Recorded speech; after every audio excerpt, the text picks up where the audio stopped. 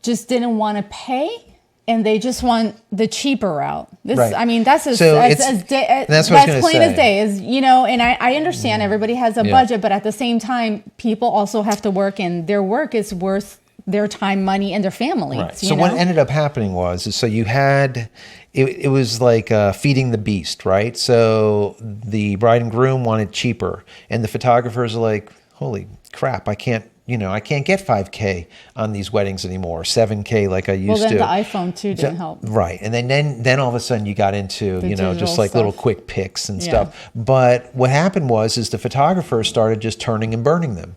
They're like, okay, you don't want to pay me 5, 7, 8 grand and have me actually cover your wedding properly and then create a beautiful, leather flush mount album that you can smell, and you can smell that Italian leather. It's just amazing that you'll have as a family heirloom for generations. No. So they're like, okay, no problem. We'll I can turn put and it on burn the it. computer. Here's the CD, Yeah. or here's the SD card, and call it a day. And that's what they would do. They would literally take their RAWs, turn them into JPEGs, do a little bit of color correction on them, any kind of cropping, throw them onto an SD card or whatever, and just hand them over to the bride and say, there you go. So, you get what you get. And, and again, so I'm a child of history. I love old things and I appreciate all that. So for us personally, I want to leave books of images for our kids and our grandkids. Right. And the computer is great and everything, but there's nothing like sitting down and flipping through an album and looking at the pictures. Yeah, that tactile experience. It's just different. It's a different a lot of photographers. Wow, we've gone all over the place. Yeah, I know. But it's Friday night. It's Friday night. I'm and drinking. we're We're just having a conversation. I'm but with Miss Margarita, so. that's right, Miss Spicy. Yeah. So, but I do think that one of the things I would recommend for photographers today that you don't see as much anymore. I'm coming from old school where we did everything in the dark room, right? But today, a lot of people. I am old.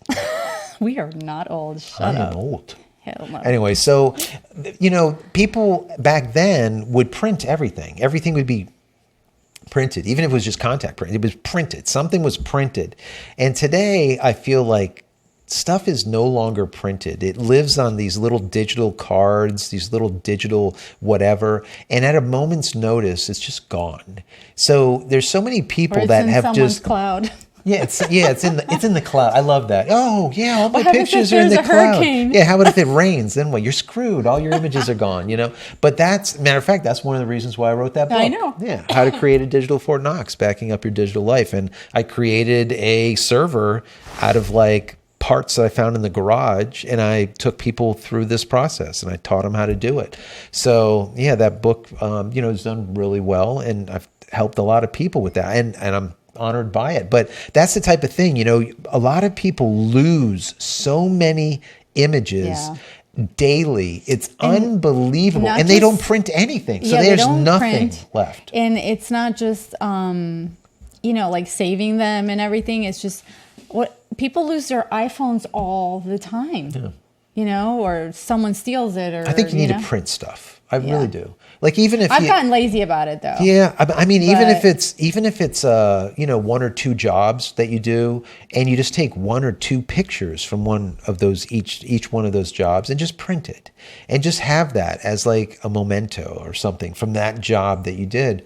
I think it's pretty powerful. Yeah. It's very powerful, and then to go back and look at it and revisit it, it's just amazing, Whereas if you just have it digitally, And I feel like when you sit down and you look at an album, it's just emotional. I get emotional when I look at the kids' pictures through pictures. Now, when I'm sitting on the computer, when I sit on the computer, I feel like I'm at work, like I'm working. It's just not. It's not the same. It's not the same. And it doesn't feel like it's telling a story. I know. I had someone ask me what. So if you guys don't know, I have probably anywhere from about 1 trillion.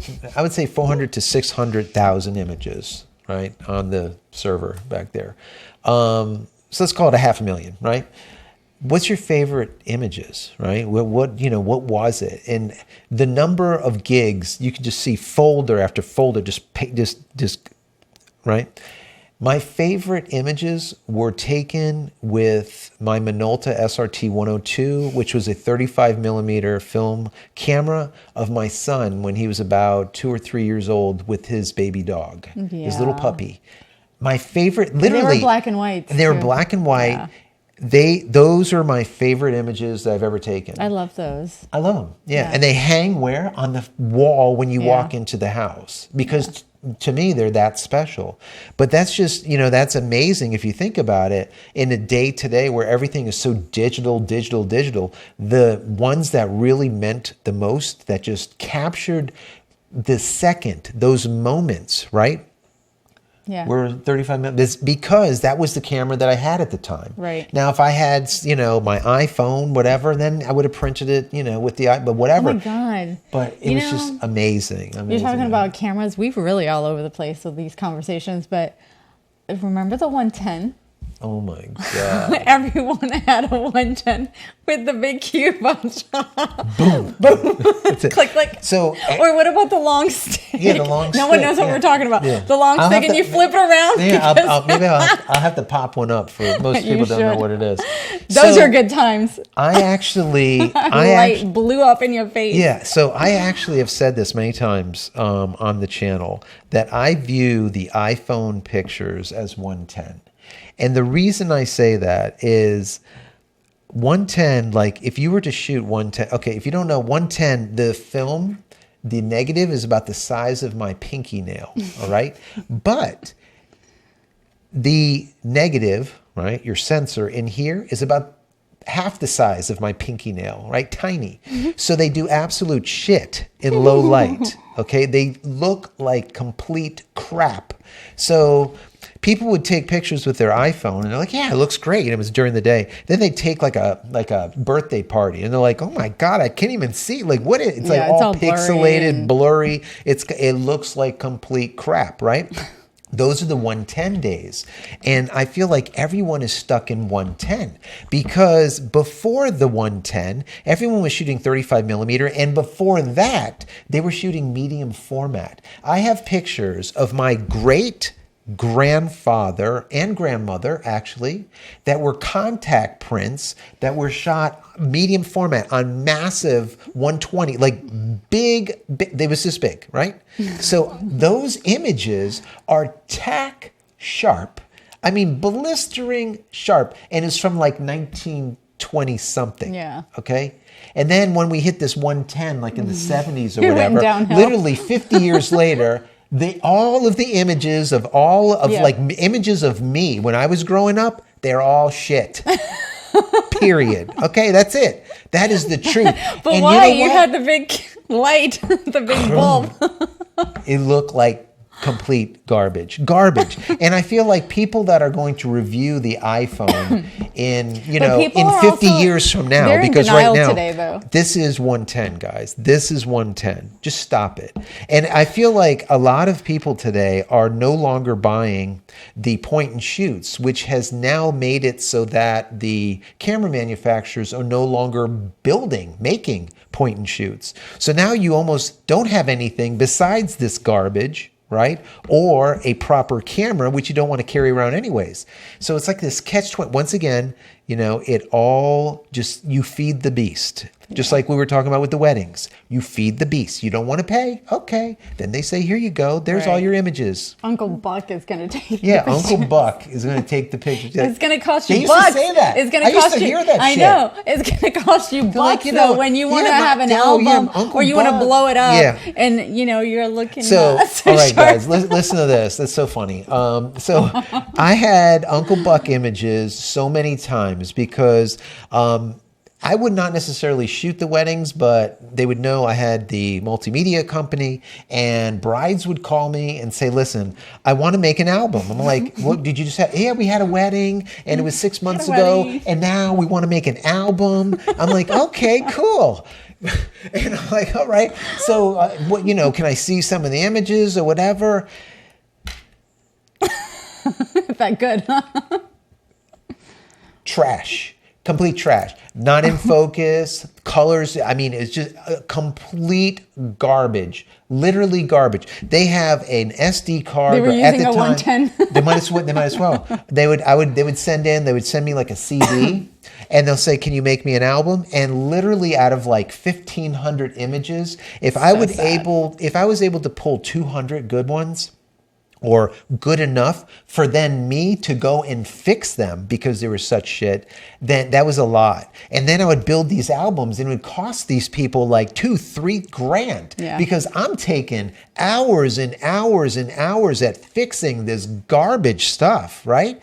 And now they're like thinking to themselves, maybe I should have just paid the guy $5 grand. Here's an idea. Maybe you shouldn't get the silk napkins and the bougie trees, and maybe invest it in your pictures and your videographer. You know, I'm just saying, putting it out there. I can't tell you how many albums I've made from people's just garbage pictures. Yeah. That was like, I did that for about 2 years. I mean, I know, I did a long lot time. of There these was a albums. while where it was kind of like a trend, because as soon as this started, and then people started doing that, it just kind of went downhill. And they're like, I kind of want an album. Yeah, well, it's kind of it's kind of late. But the images were just such crap that didn't even matter. And, you know, even if they had the money, it just didn't matter. It didn't even matter. Yeah, some of this stuff is just unrecoverable. And you guys know, you're photographers, right? A lot of you listening, that if you don't get it right in camera, for you to be able to fix it in post is very difficult. And even if you shoot raw, there's a limit. You know, you blow the highlights, you plug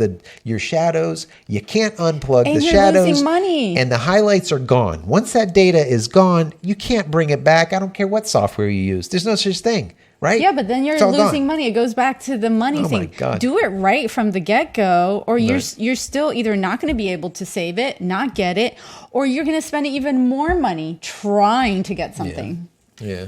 So, it's been a time. It has been a time. Yeah. I think we should get going. We've like been here for like how long? We're almost like I don't know, like half an hour. It's been a long time. Yeah, I hang out with you too long. Well, you know what, guys? I don't know, what a date. Well, look at me. You didn't finish your spicy something that we can't say on YouTube. I will finish and my pirates on the way. Booty. Oh, no, I have one thing that someone did ask that I just thought about. What is that? Oh, your tat? Yeah. Yeah, she gets asked about this all the time. So it's, a lot of people think it's 2 feathers, but it's not. It's 1 continuous feather. Right.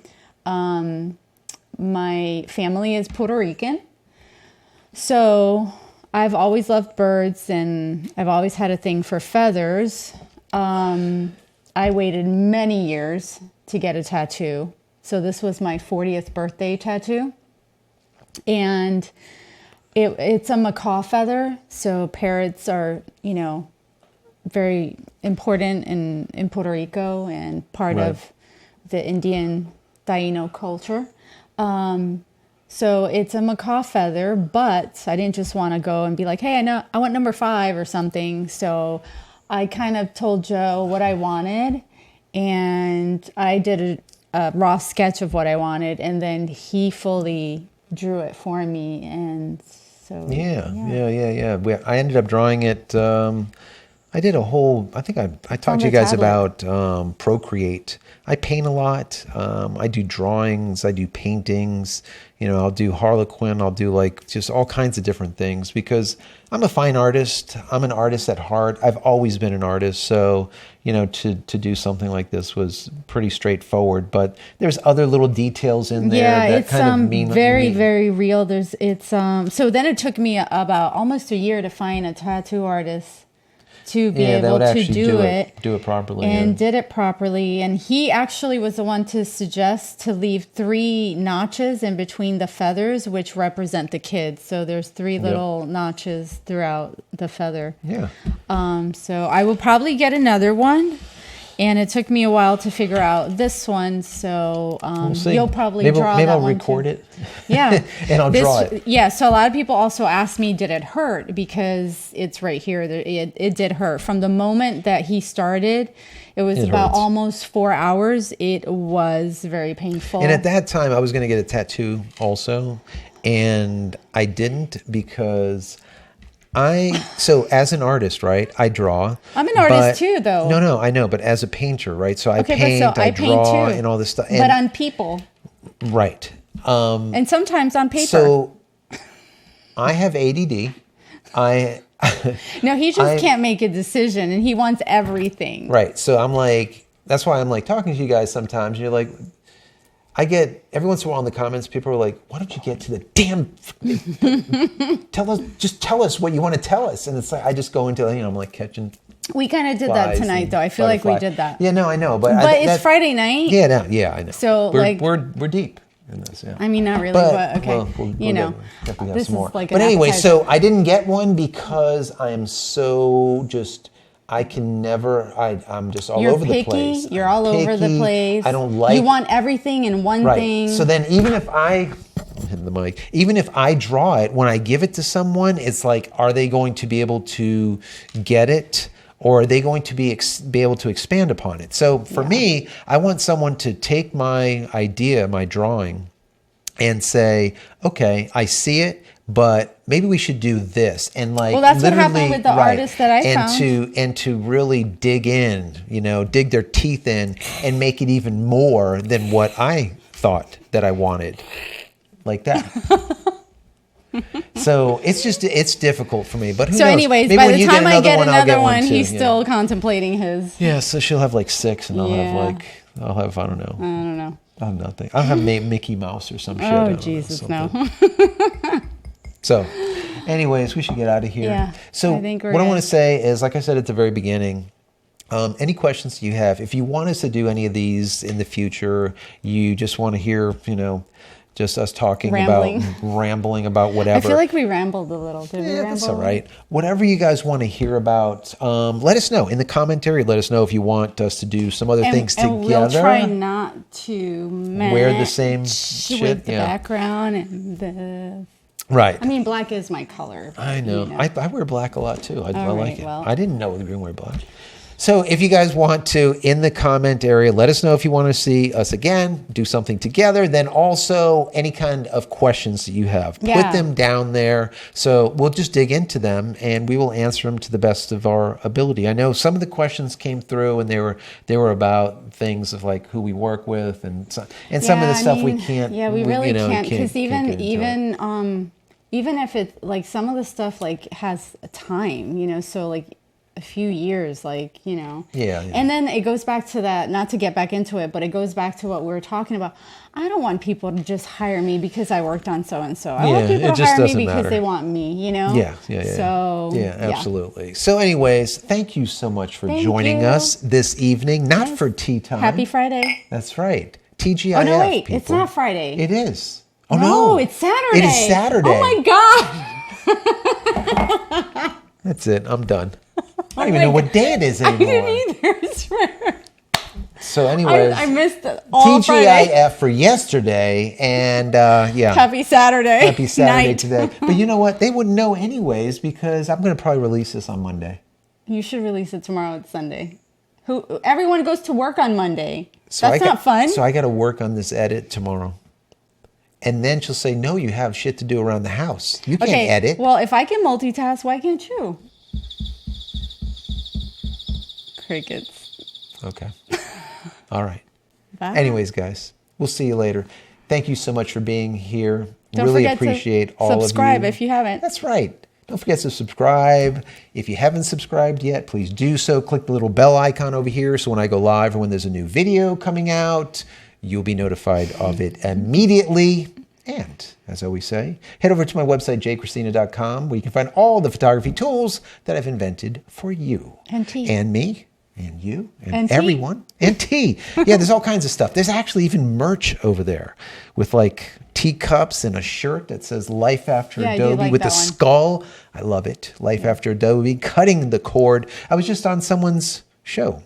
Maybe I'll put in the comments below here in the description and the pinned comment. I'll put a link.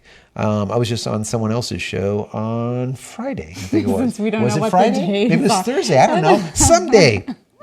I'll put a link. Anyways, many blessings to all of you. We'll see you in the next one. Take care, guys. Bye. Like you were saying Friday, it's Saturday. It's Friday. I don't know what the hell the I day is didn't anymore. either. It just hit me. God. Jesus. It's like a day late, dollar short. Mm-hmm. I need another drink. Why do you have to wear the same shit I'm wearing? I don't know. I'm done. I'm out of here.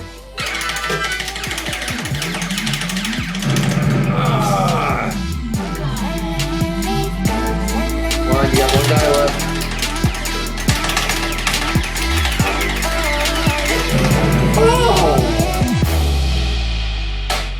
What was that? You lost. I suck.